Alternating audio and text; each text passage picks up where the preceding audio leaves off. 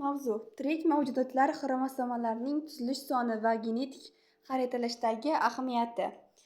Xromosomalarning tirik organizmlarning irsiy axborotni saqlash va avloddan avlodga uzatish asosiy tuzilma hisoblanadi.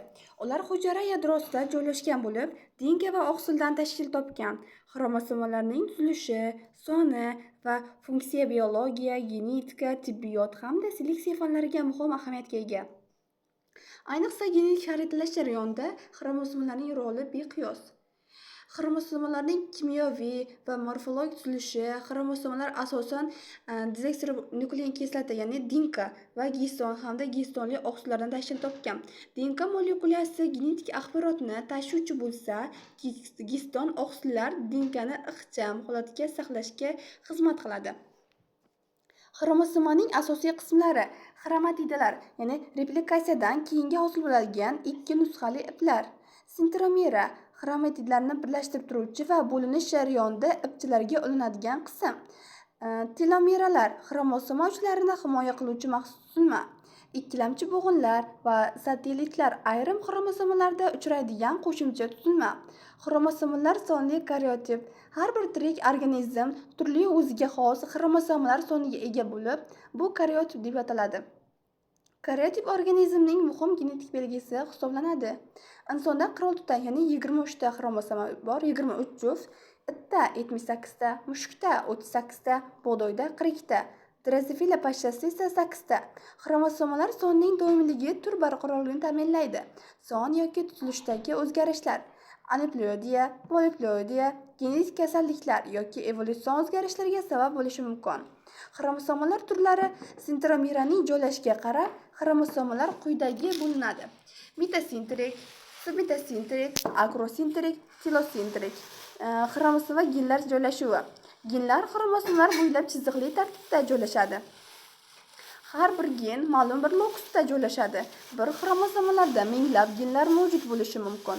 Genlarning joylashuvi va ularning o'zaro masofasi irsiy belgilarni aniqlashda muhim hisoblanadi. Xromosoma va genlar joylashuvi. Genlar xromosomalar bo'ylab chiziqli tartibda joylashgan. Har bir gen ma'lum bir lokusda joylashadi. Bir xromosomalarda minglab genlar mavjud bo'lishi mumkin. Genlarning joylashuvi va ularning o'zaro masofasi irsiy belgilarni saqlashda aniqlashda muhim. Genetik xaritalash tushunchasi.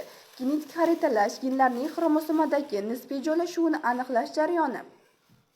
Bu usul genlar orasidagi masofani rekombinatsiya chastotasiga asoslanib hisoblaydi. Genetik xaritalash usullari. Krassingevarga asoslangan xaritalash. Genetik xaritalash usullari. Krassingevarga asoslangan xaritalash bog'lanish tahlili. Sitogenetik xaritalash, molekulyar markerlar.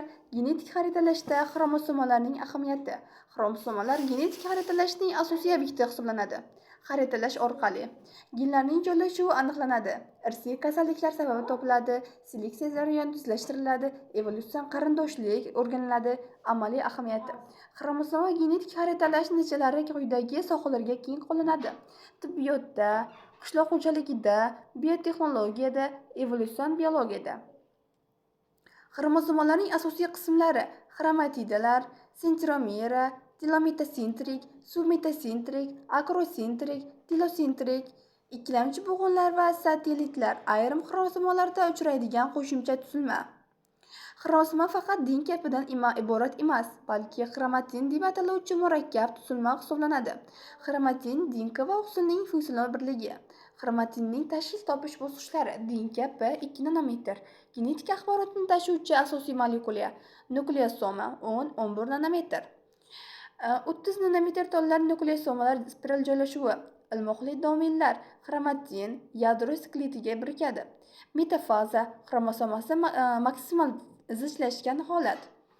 Xromatin ikki xil bo'ladi: euxromatin va geteroxromatin. Euxromatin faol, geteroxromatin esa zichgan, faol va nofaol genlar joylashgan.